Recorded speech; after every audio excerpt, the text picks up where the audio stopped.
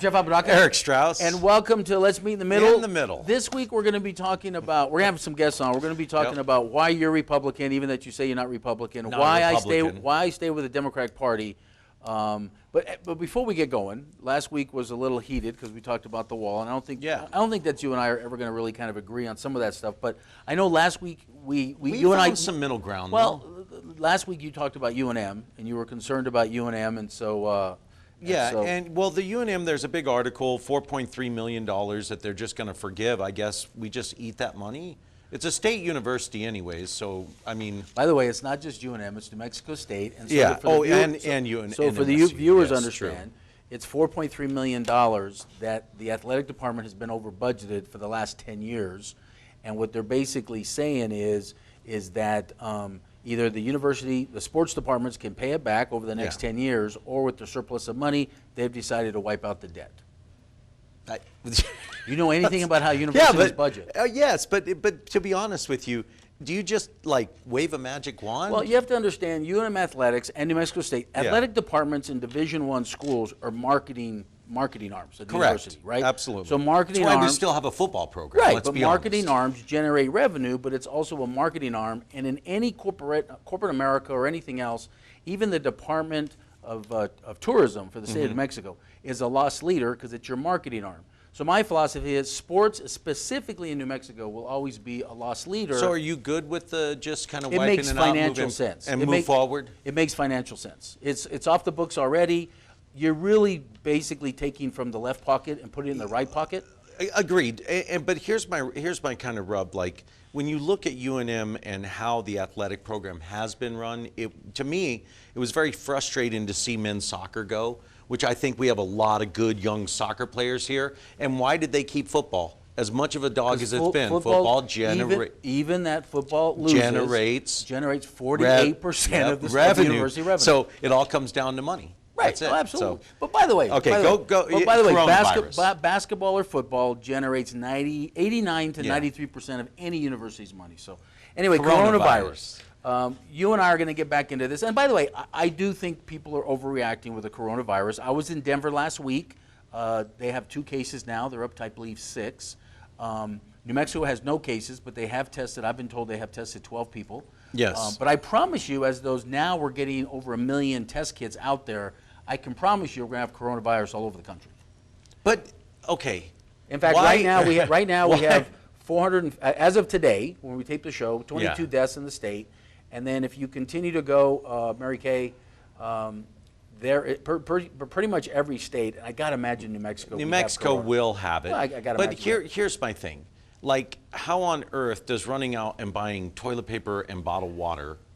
I agree with that. Like, there was a manager, he was filming, and he opens the doors, and people are running with their shopping carts. And then one lady's like, you guys need to slow down. Well, and they're loading up toilet paper. But I think, look, it's a virus that I think is going to stick around. It's going to grow. And by the way, I don't care what you say. I mean, here's all the states that have the cases now. There's Colorado up to 8. And I was there last week. They only had 2. So, and yes, I don't care. We can argue about this. I believe you owe me a latte because I believe it's the Republicans that are publicizing it.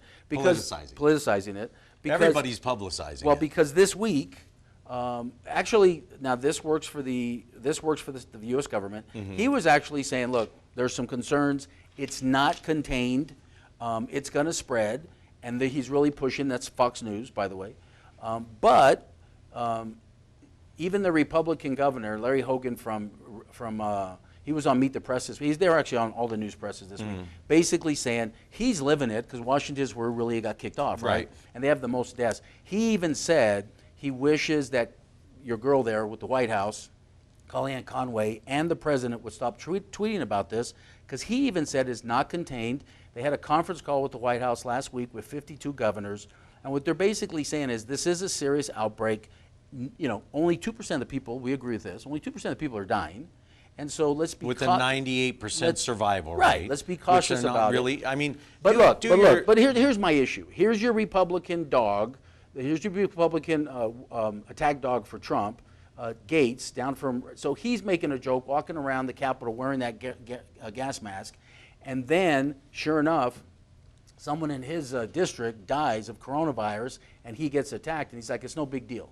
So that's my point is, talking about publicizing They it. could have died from flu. They could have. But it's coronavirus, and what I'm saying is, I don't think we need to be taking light of it.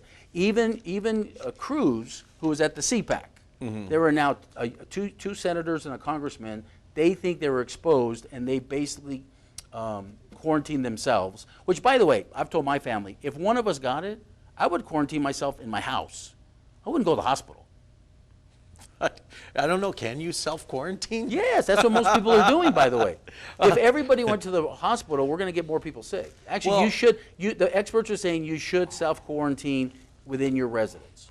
I just think, I find this, look, and I don't want to make light of it, but if people are, human beings are funny because washing your hands, you know, a run on hand sanitizer, like, and you're not, that stuff's not even good for you, number one. We should have bought stock. Yeah, right, We should have bought Like, stock, I'm yeah. sitting here going. See, that I agree but with. See, but this is the overall mentality of America right now.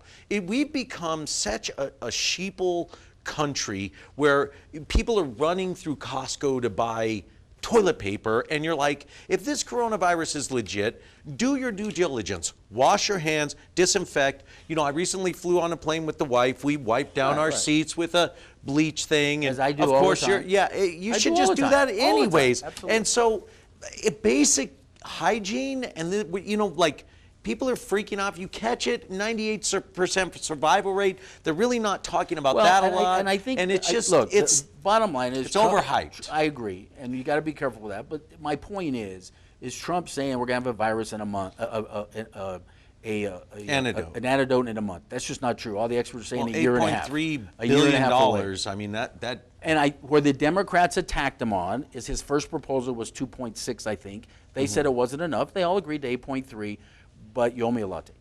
That's all I can say. You owe me a latte. You owe me a latte from last week's show. Anyway, this week's show, we're going to be talking about politics and political parties, but we're going to talk about, our next segment, we're going to talk about updating Super Tuesday. Politically has changed a lot. Don't forget, you can... Boy, Biden back from the dead. Well, we're going to talk about the next segment. Yep. So come back to the next segment. We're going to talk about what happened last week in politics. And then also you can follow Eric at One House Strauss on Twitter. New Mexico Democrats or Democracy. You can always find us on Let's Meet in the Middle. But hey, let's get going. Let's meet in the middle. In a time of a divided America, two people from different points of view sit down to talk about the problems, to talk about ideas, to talk about life, and to find common ground. It is now time for Let's Meet in the Middle with your hosts Eric Strauss and Jeff Apodaca. Welcome back to Let's Meet in the Middle. Jeff Apodaca, Eric Strauss. You know We're going what's- to hit you know what's the amazing? primary We're hard going right into now. the second segment. We haven't yelled at each other yet. No, because I'm Last gonna week let we you, did- last week you're we did- getting way too emotional lately, so I'm just going to let you No. simmer and stew. Our audience- take your little latte win, which you didn't win, Yes, I or did. whatever, and I'm just letting Our you chill out Our a bit. Facebook audience Yeah. loves when I challenge you on your Oh, yeah. comments. Your Facebook without- audience does By not the way, love it's you your- much it's at all your- lately. Do you know this? The progressives don't. Not at all. Not at all. They don't like by the you way, at all. But you know what? I'm having to defend Jeff Apodaca. I can't believe in a world. And I appreciate in a world. I appreciate that. And we're going to talk about that today on our show. But let's get to Super Tuesday. Yeah, because 'cause- by the time we aired last week's show, so I will tell Sanders you, was leading. Sanders was leading. Last week's show, Sanders was. Well, no.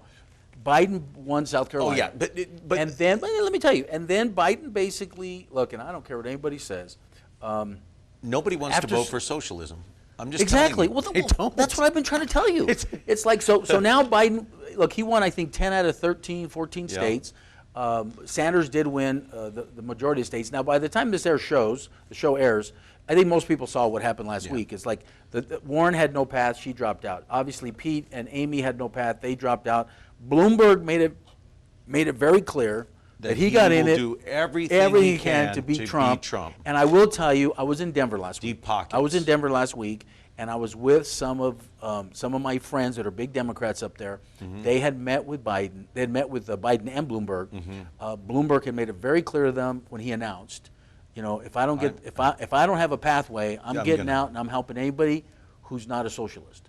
Because I think everybody looks He at the wasn't a numbers. socialist. No, From the debates, he I came think, out hard No, against but it, I think I think he jumped in because he saw Biden not getting traction, and he was afraid of I'm going to ask Bernie. you a question though. Okay. Okay. I think there's a coup in the political party, in your party, Democrats. I think Warren held on specifically so that she could chunk away at Sanders. I think she was already in on Biden. I think all of the candidates She doesn't endorse Biden as if we're taping the show. Look, why did she hang on so long? Okay, but hold and on. because if she drops out earlier, all of those Warren supporters go straight to Sanders. Yeah, they're in the same camp. Do you think that or not? That's my kind of I question. don't think that, but let me show you some numbers why I don't think that. Number one, let's go through some. If you look at Super Tuesday in some of the states, so here is just 3 states. So here is the increase in turnout. So Bernie Sanders is saying he's getting an increase in turnout. In reality, I think this is trouble for Trump in the general. You look at North Carolina, South Carolina, Virginia, the southern states, that's the increase in the primary voters versus 2016, and some of those states were higher than 2008 when Obama first ran. Mary Kay, if you look at the next vote, at the next one, you look at African Americans. Look at the turnout. They haven't seen that big of a turnout since 2008 when Barack was on the ballot for the very first time. And these are all Biden supporters. And then hold on. This is the concern. This is the concern. And I think this is why Warren didn't drop out earlier. Suburban counties, suburban white women came out in droves supporting Biden. And that was really the difference of Super Tuesday. But here's my question for you, and you know how I feel about these charts and data. By the way, these are just actual numbers. These aren't polls. These are not polls. Totally get it. These are actual numbers. But let me ask you this. Was this more a reprimand on Bernie Sanders, or was it support for Trump? I mean, Biden. You see what I'm saying? I think even it's the party things. in general. I think it's 2 things. I think the number one thing was a vote an anti-Trump. I think that was the number one vote. Then I want to go back to my original thought. Then was it really a vote against Sanders, or was it a vote for Biden? I think it was an anti-Trump vote. Okay, but even if it was an anti-Trump vote, so let's go back. So let's are look, people going to get as excited to come out just for Biden? I guess my question. Well, let's put it this way. I think because you're going to lose all those really hyped up Sanders supporters. They're going to tap out.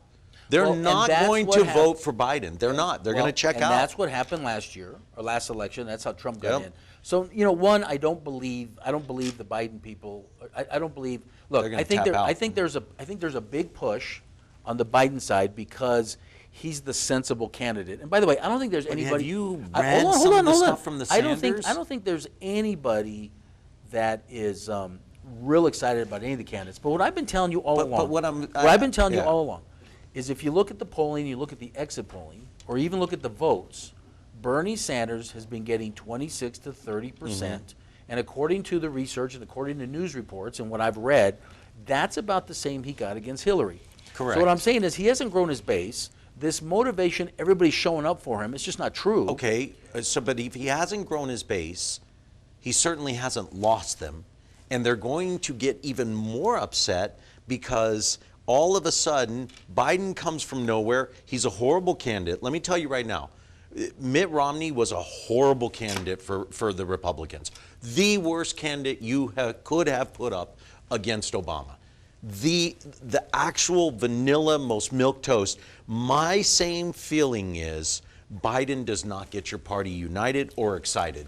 That's what I'm telling you. I think you're seeing. Well, and they're going. What's getting the party excited, and we're going to talk about this with our guests. What's getting the party excited is to beating Trump. That's it. That's what's motivating the party. But that's not going to get. Biden is not going to beat Trump. I'm just telling you right now. Telling you. If you look at Super Tuesday, and let's see how the rest of the states plan out, because over the next 2 weeks, there's like 12 more states. Do you Super Tuesday? Hold on. Super Tuesday had suburban white women and college graduates outnumber everybody else, and those were the Trump voters last time. And you think that Trump's just going to lose all of those voters and they're going to get behind, as anti-Trump as they are, they're going to get behind Biden? I think the more sensible Biden, more moderate Biden, and again, the key word, here's the word I hear. Here's the word. I was in Denver last week, and I'm with Republican and Democratic friends having dinner in the business world, and here's the word I heard from all of them. I'm fatigued. I'm tired. Of Trump. Of Trump. And these are Republicans that gonna and get 'em- Democrats. Well, but that Super Tuesday was a big indication, and now all of a sudden the Trump people are going after Biden hard. And now they're trying to say, It's gonna be easy to Biden. go out. He's Well, really I think, not a strong and by the way, candidate. I don't think it's a lockup, but I do think the party, and let me make this very clear with about 30 seconds ago in this segment, Okay. I do think that, don't let anybody kid you, I'm sure President Obama was on the phone calling a bunch of people saying, look, man, we got to take out Trump. Let's corral the troops. Have you felt the support from Obama for Biden? Well, but he's not going to jump in right now. Right, but do specifically you about the think seats. he's going to jump Oh, absolutely. all in on Biden? Why do you think? By the way, my prediction: Biden owes the black community because the black community sweep Super Tuesday for him. I'm going to predict a black female on the ticket with Biden. Who? I'm just going to predict that. There's 3 of them probably. Anyway, we got to go, Okay. but we're going to be back after this. That's gonna be- Don't forget, maybe at the end of the show. Okay. Tune in on the whole show, and I'll tell you who I think it'll be. Okay. Anyway, Yeah, don't forget it's a you good can watch tease. us in Let's Meet in the Middle, New Mexico Dens for Democracy, House for Strauss, and Ben Lucero at Indigo Mortgage does great jobs at VA Excellent loans. mortgages. And we'll be back right after this. Every single day I get up as a writer, I look at that blank piece of paper, and for 1 second it scares me, but I just trust myself and it all works out. I started not knowing how to read and write. It's hard to start, but once I start, there's no holding me back. I change the world, and the world changes me. You want to improve your reading skills? Call the New Mexico Coalition for Literacy now. Call 1-800-233-7587. Call today. I'm Ben Lucero, president and owner of Indigo Mortgage. We are a locally owned and operated mortgage company right here in New Mexico. This means your loan officers and processors are right here to serve you. Indigo Mortgage offers better rates and terms than that of big banks and out-of-state lenders. Our mortgage divisions include residential, commercial, construction, reverse mortgages, and VA mortgage loans. Let us serve you with an exemplary level of care. Indigo Mortgage, because nobody cares more about your mortgage loan. Welcome back to Let's Meet in the Middle. Joining us now, a former guest, and you're back again for the punishment, Lawrence Walsh, retired educator. Mark Looper, you were in the semiconductor industry. Thanks for joining us today. I want to get straight to it. Why do you support Trump? Let's just start with Lawrence and then we'll go you, because I know you were like a hold your nose Trump voter. So why do you support him, or do you still? Well, you said it. I mean, I support him now because there's nobody better. Back in November of 2016, you said it, we had to hold our nose when we went into that voting booth. At the time, Trump was the better choice than Hillary. And that still seems to be the case. The Democrats are not putting anyone forward that I could possibly vote for. And quite frankly, the Republicans aren't putting up anyone either except for Trump. So, Well, Larry, Mark, He's going to be unopposed. Well, and let me, the reason we're having the show is because Eric always kind of gives me a hard time that he thinks I'm more Republican than Democrat. I'm more of a moderate, absolutely. And so we thought it would be interesting because, you know, you've been on the show before, and I have Republican friends that voted for Gary Johnson last time, or Republican friends that would have never voted for Bernie Sanders, but may vote for a Biden because, as the word they use, is fatigued. And so, Mark, you pretty much seem like you're all in for Trump, even his antics and everything else. Tell us a little bit about your background. Tell us a little bit about you being a Republican and lifelong Republican. That's really what the show's about. Okay, well, yeah, I'm an avid Trump supporter. I'm not one of the hold your nose type guys who went into the booth. I fully supported him. I like his antics. I like the fact that he's a counterpuncher, that he, when somebody attacks him, that he defends himself and even attacks back. I like that. I like the fact that he's willing to stand up for himself. But the question put to me is, why am I a Republican? There's only one reason at all that I'm a Republican, is because they are pro-life, and that's it for me. When I vote, it's pure and simple. Well, you know, pro-life. and it's funny because one of our guests wouldn't come on the show, former FBI agent, but he wanted me to make this point. He's a pro-life Democrat Catholic. And Have it both ways. And well, you say that, have but it both well, ways. you say that, but and it was funny because I was having lunch with him and my dad and some business guys, and they're all from 65 to 85, and that's what I really want them on the show because they're conservative, moderate Democrats. But I asked them flat out, why do you can stay with the Democratic Party if you're very upset about it? And it's funny because the number one issue they came back to is the Republicans have done nothing to, and I'm not making this racial, but they've done nothing to help the Latino community, and they're always attacking the Latino community, and that's how they feel. I'm not saying that they're right or wrong, by the way. And I kind of defended that. What makes them feel that Well, way? I kind of defended. By the way, they didn't vote for Obama last time around either because they were upset on Obama promised immigration and they didn't get immigration. So I guess the point of the segment is, are you guys have been Republicans your whole life? Are you Republicans based on how you were brought up, based on your beliefs? I mean, you're basically saying pro-life. No, if there was a great Democrat that could turn the economy around and better education, but was for a woman's right to choose, you wouldn't support that candidate whatsoever. Well, of course, I would have to say no. It would definitely depend on who they were running against and what his platform was too. But it is very simple to me because of my Christianity. It is really simple. And I have a feeling that a person that is pro-life would also have the same other qualities and the principles that I would want to stand by. Well, and I respect that. And I respect that. Look, this is the bottom line. They may say they're for a woman's right to choose, but that's just, it's like calling it Planned Parenthood. It's not Planned Parenthood, it's unplanned parenthood. And the whole point of Unplanned Parenthood is to help women get abortions without even so much as a flip card of, here's what's going to happen, here's the process, here's what we do, here's where the fetal parts are going to go. They don't do that. And it was started by Margaret Sanger. And if you're voting Democrat, you're voting for that type of slaughter of Hispanic communities, specifically African American communities have been leveled through the abortion rates. And you always say it's rich white women, but no, it's not. It's per the biggest population leveling. The thing that's killing black people the most is abortion. It's not guns. So that to me is a huge issue. But Lawrence, why were you a lifetime Republican Party? Something right now. Planned Parenthood is not in business for abortions. They give health care issues for women, and I'm going to defend that. That's all I'm going to say. But why can't they give them an education about what an abortion is? That's what I'm just going to say. Do they do that? Let's go back to the guest. Well, the reason I'm Republican is, sometimes I think I'm libertarian, but I'm still Republican. I like our rights.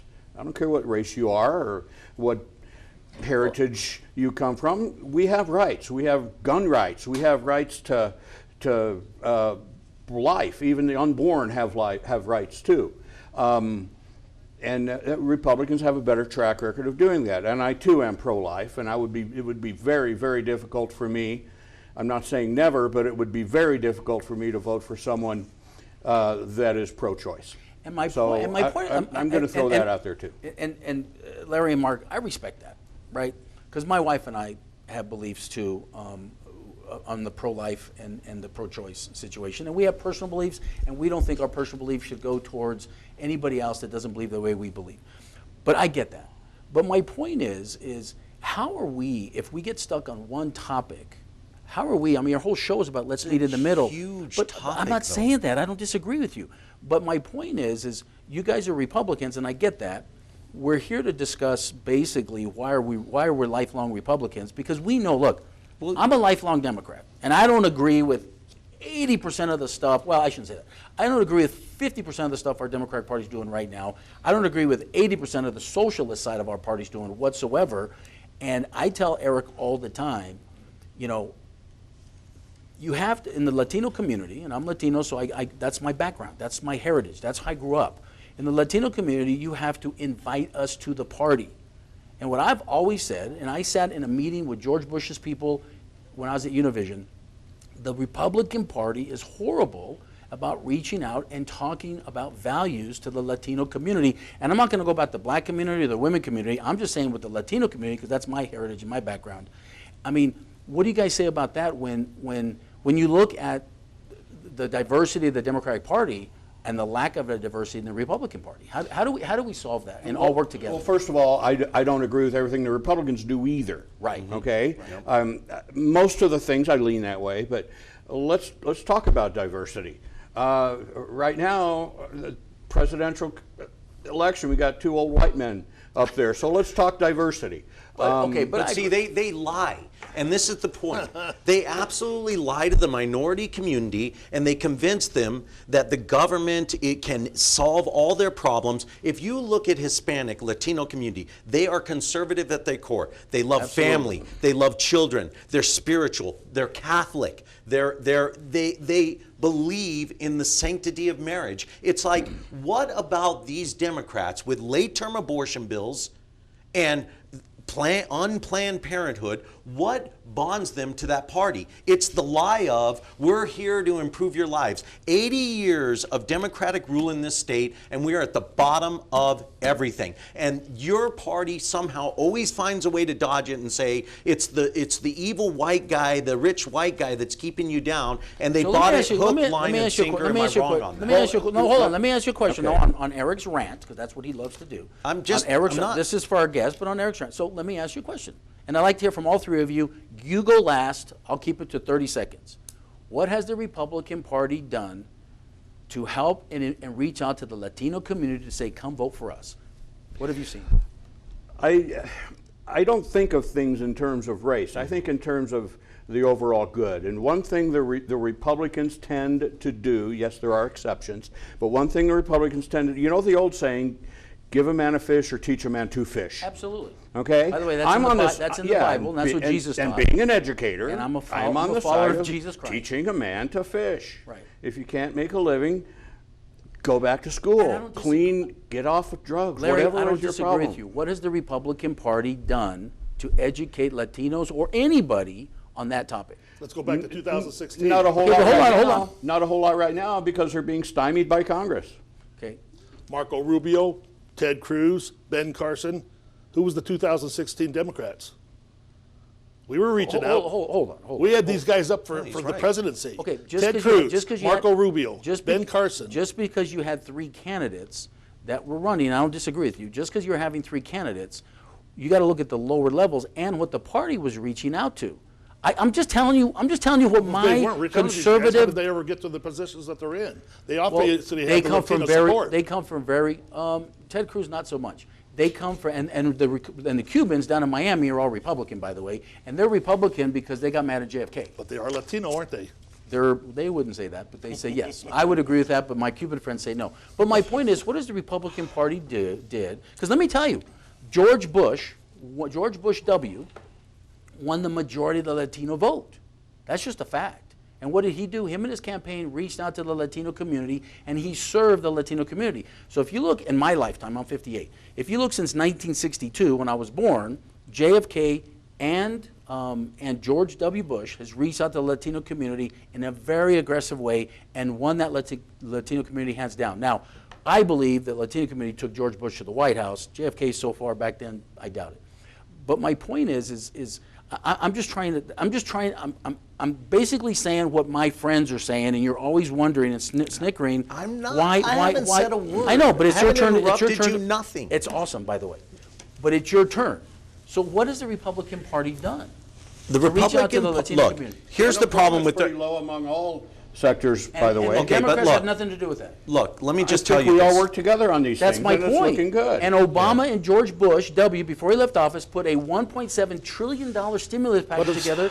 And this, hold on, and the economic growth has been 11 years. Okay, now, but at the same time, you want to give Democrats some credit. You're not allowing for the Republicans. Like Lauren said, they were working together. I do. Republicans were part of that 3.4%. I agree with you. And George Bush in his book that I bought and read, George Bush in his book said, I should have done more.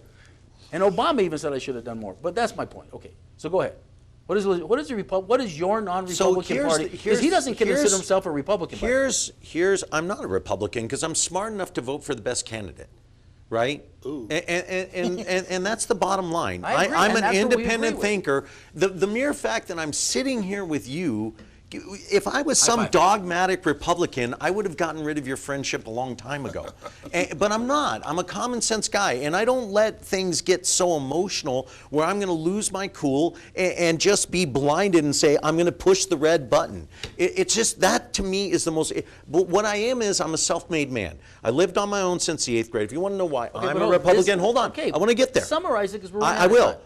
I'm a self-made guy. I put myself through high school. I put myself through college. I put myself through graduate school. I'm a self-made guy. And I taught myself how to fish. So when I hear, and all of my friends are Hispanic, my best friend is Hispanic. So when I hear people pandering and talking down, I take offense to it. And the problem is, and I'm going to go back to this time and again, Jeff, the core values of Latino community, the core value of the African American community, you've been sold the wrong message. And I don't disagree with you, but my point is, I asked you the question. And they're getting what I asked you the Elisa question. Martinez What I asked you the question. Don't talk about candidates now. That's the next segment. Okay. You're taking up the time. I've asked you a question with a minute to go. What has the Republican Party done to reach out to I'm going to answer it. Hurry. They're working I didn't on need it your right summary. now. They're Tell me working on it right one now. thing they're doing. We have one of the most diverse set of candidates we've ever run right now. The one candidate you're we're talking getting about, them too. the one candidate, Montoya, Martinez, who's running for U.S. Senate. I love her. I think she's great. Yep. Your party tried to block her on that, by the way. She's the nominee. She's not the nominee. She won the primary. She's top She did ballot. not win the primary. She she's won top delegates, ballot. but she's Yeah, not. she's She top did not. primary. She's not the nominee yet. I think she is. She is not. She's the Well, she's top going to delegate be. holder. She's the Yeah. top delegate holder, but she's not gonna the be. Republican She's gonna nominee. be. There is no Anyway, primary anyway, yet, so- Yes. exactly. Yeah. So with 20 So in seconds the to go, delegate. gentlemen, I know me and Eric can kind of take over sometimes, so I apologize on that.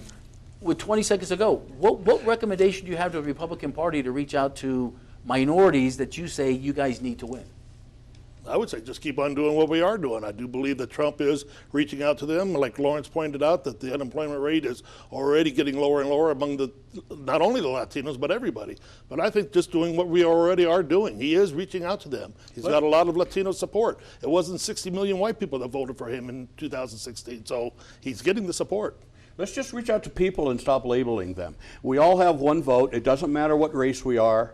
Let's just stop labeling people. Let's just talk about people. Okay, well, thank you guys so much for being on the show. Really That's appreciate refreshing. it. No, and it's great. I don't disagree with that at all. Anyway, we'll be back right after this.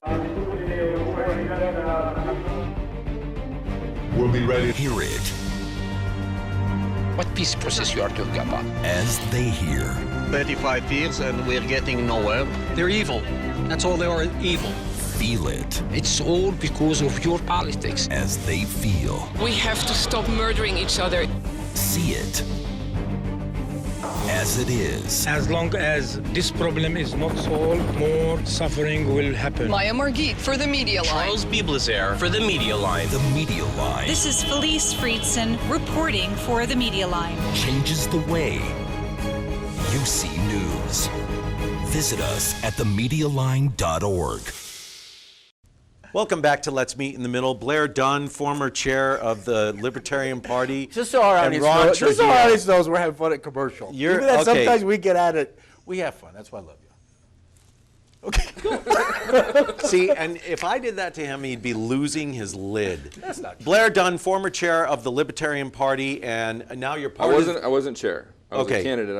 Okay, so you were active. Okay, in the so you were Party. with the Libertarian I was. Party. Well, and by now the way- you're back to the Republican. Hang on, let me finish introducing. And Ron Trujillo, former Santa Fe City Council mayor candidate. You got jacked over.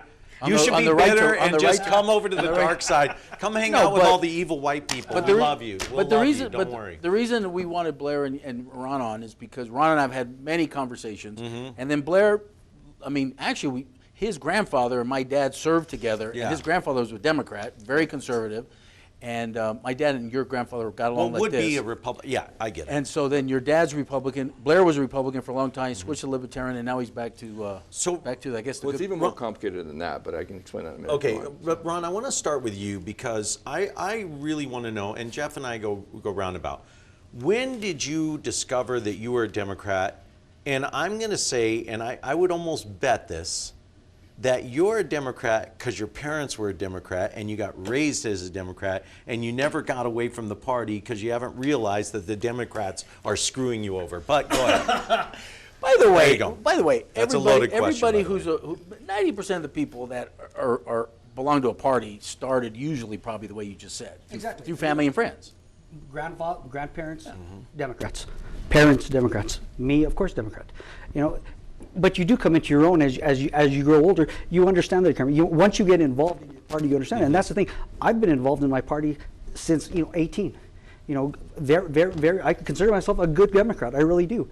But I've seen over the past few years how some of the values that my Democratic Party had back in those years have now gone, in my opinion, too far left. Okay, and so, but here's my point, and I really want you to explain this to me. Okay.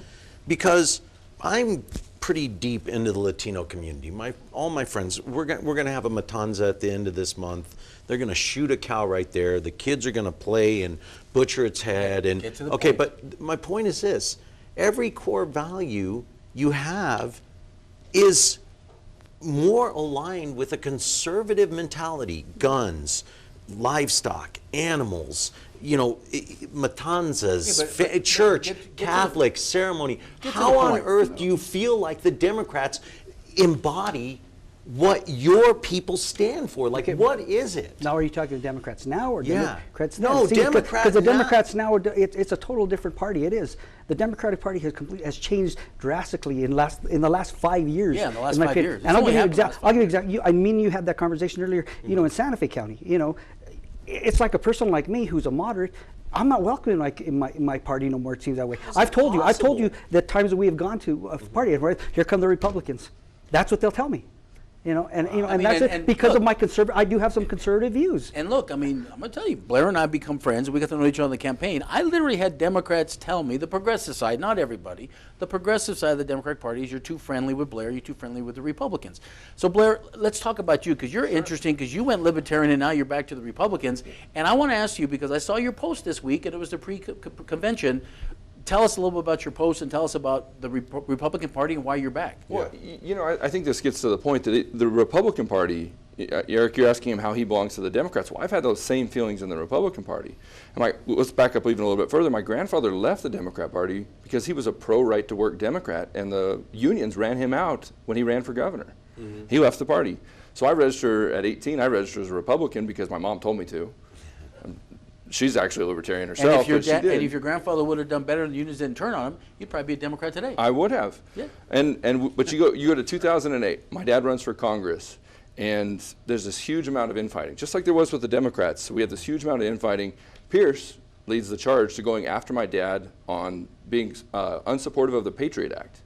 Huge infringement on your Fourth Amendment rights. The Patriot Act was a horrible thing that we've done to our citizens, invades your privacy. There's no way that it should have been passed. One of the things I didn't agree with on the Republicans or Bush. And so at the end of the campaign in 2008, I said, you know what? I don't belong in the Republican Party. These guys don't care about your civil liberties. I'm out of here. And I registered as an independent. And I stayed that way until I came back to run my dad's campaign for land commissioner, and I had to register as a Republican then and stayed with the Republican Party till we started down this path again. And honestly, a lot of it was with President Trump, because I see the same infringements on civil liberties. That's my biggest fear, is that all those other things, I mean, we can talk about the economy, but both the Democrats and the Republicans have been horrible on not overspending. I mean, you can't find both sides. Both sides have blown up our deficits. But neither party is any good anymore at protecting your civil liberties. Neither party. So I'm a Republican again now because I'm trying to hopefully get the Republicans back to being fiscally responsible and respect your civil liberties. I think that's easier to get there than trying to fight off the socialism and the far left of the Democrats. Well, and I want to get to a point because our other guests, and again, Ron, you and I grew up in Santa Fe. We grew up in the Latino, Catholic, very democratic community. Be Republican. Okay. Why aren't you Republican? Why haven't you switched? Am I saying because we haven't been invited is the biggest reason, or tell me? I don't think we haven't been invited. We want to still be at the table, but I think there are so many the powers that be within the Democratic Party right now see moderates like me and you, Jeff, that no, there isn't a place right now for us at the table, right. And that's the sad part about it, because there are, and that's the sad part of it. There are hundreds, if not thousands, of good moderate Democrats within the state of New Mexico that feel the same way we feel, and they don't want to come back to the Democratic Party. And I think it's this. Okay. I think. Hold on. I think it's this simple, and I blame the Latino community and the moderate Democrats. We are not voting. We are not showing up in primaries. We are not. We show up in the general and the presidential, but we do not show up in primaries. We do not show up at county elections. We do not start at the bottom from the top up. And so I actually blame ourselves because, look, I saw it during the election. We do not show up and engage. And the progressive side of our party has completely engaged and taken over the party. Give you the example. This weekend we just had the Democratic State Day. This is something me and Amber have gone to year after year. This is the first year that I haven't gone. You know, why haven't I gone? Because of course I'm going to get there. People are going to, oh, you know, there's Ron and Amber. You know, the conservatives. You know, no, we're good Democrats. And you know, you just want to come talk to us and see what we've got. And I still think this presidential election is going to be interesting because I still believe this is why Bernie Sanders is not going to take off within the Democratic Party, because I still believe it's still 25-30% of the Democrats that feel that way. At least in New Mexico, they have taken over the party, so they control they control the volume of it.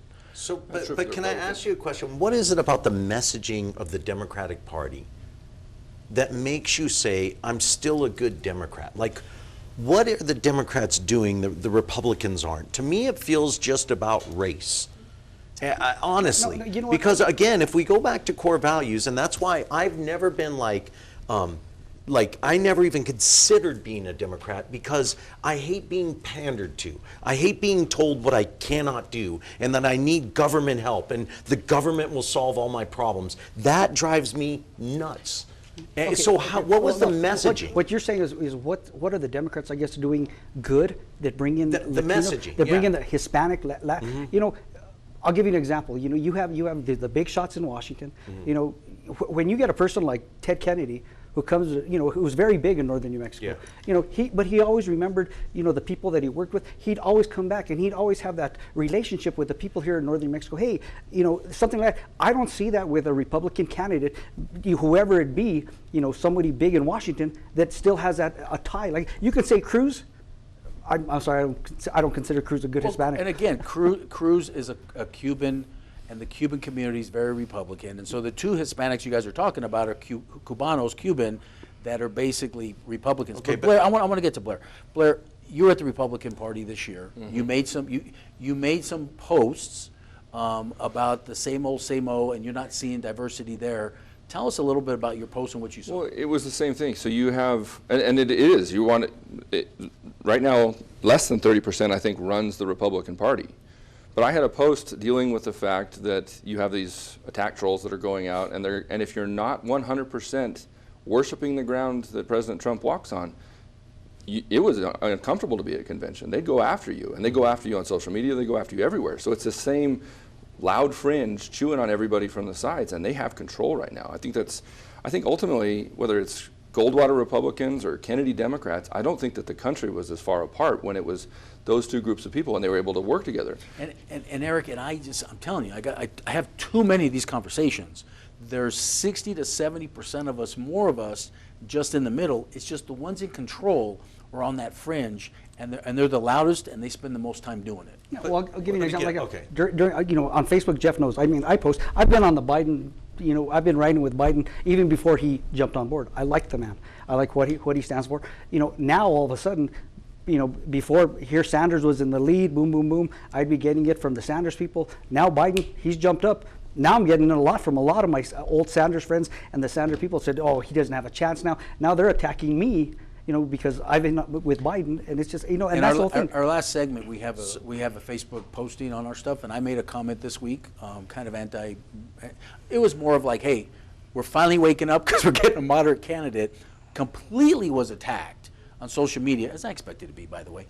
But go ahead, I'm sorry. No, they piled in on you. No, absolutely. But look, Udall, Heinrich, how do those guys represent your community? Well, Udall's in Santa Fe all the time. Okay. Udall has reached out to the Latino community and is a very moderate candidate. Okay, but when you say reach out, I'm going to go back to my original question. What messaging is it?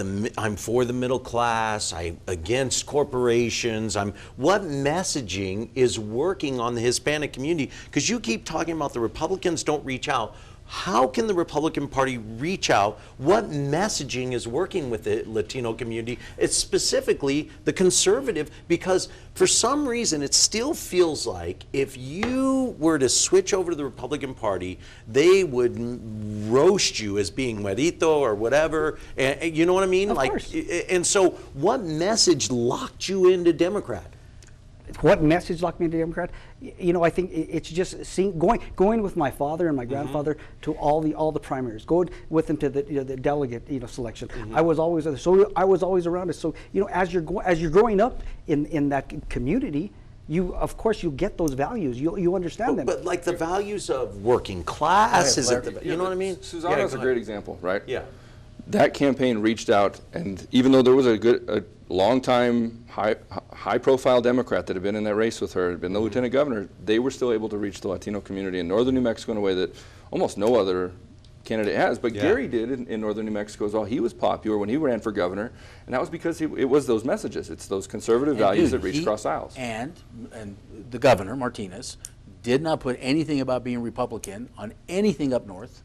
She went into the community, she worked the community, she went in and sat with the community, and she said, what are your needs? Now, whether she delivered for them or not, I don't know. But you can question remember, that. they even tried to paint her, Susanna the Tejana, right? That was and the they Democratic Party. Right. And guess what? I'm proud that the Latino community up north didn't follow for that. Right. Well, but that's what I'm saying.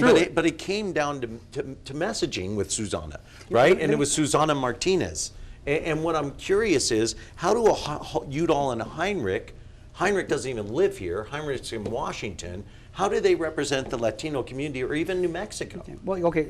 We got 1 minute, with guys. Udall than I have of Heinrich. I've had discussions on that. So like I said, I've had more communication with Udall. But one quick thing that I want to say, if you guys wanted a place where you guys could, how you guys talk about meet in the middle.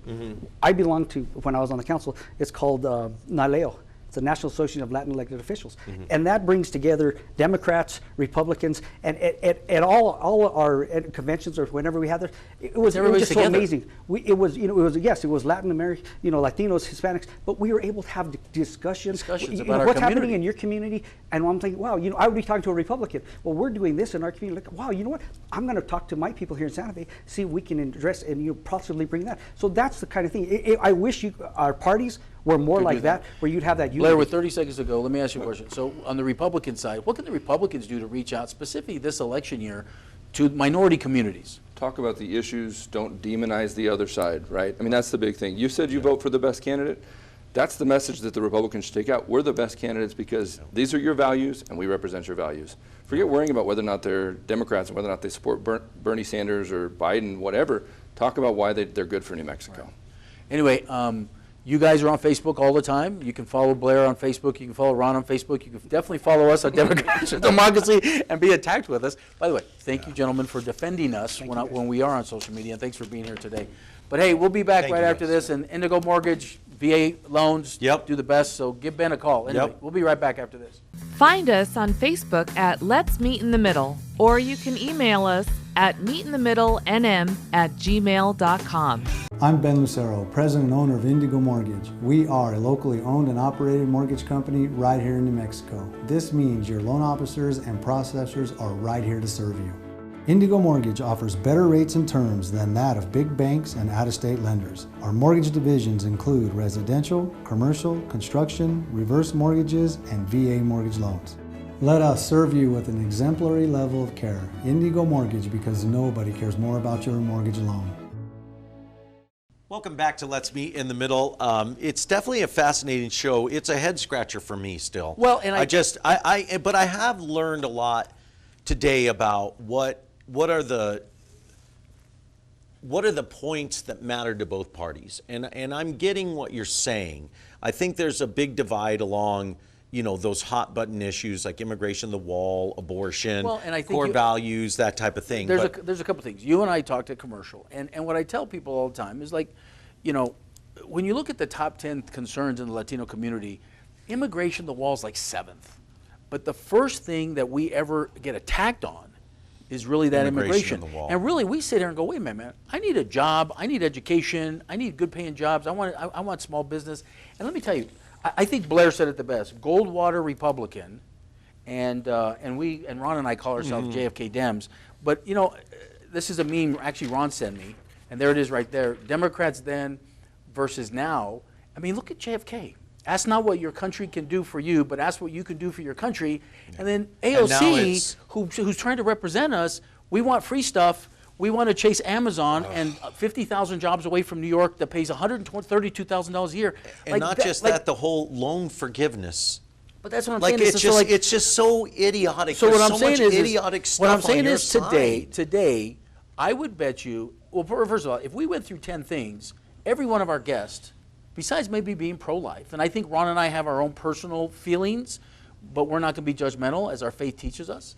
And so I'm not going to speak for Ron. But what I'm saying is, I bet you if we listed 10 things with all our guests, we'd agree at 9 out of 10, probably, with our guests. But if you had one of my socialist Bernie Sanders guys here, we'd argue about 8 of them, right? And so my point is, I think it's a great opportunity for anybody to reach out to the moderate Latino community, because you're always saying and again, dude, like anything, I just go back to simple terms. And this is how Latinos think. Let me just make this very clear to you. Until you invite us to the party, we're not going to come over and have a cerveza with you at your house. And what I'm hearing on that side is, because I've said this all along, the core values are aligned.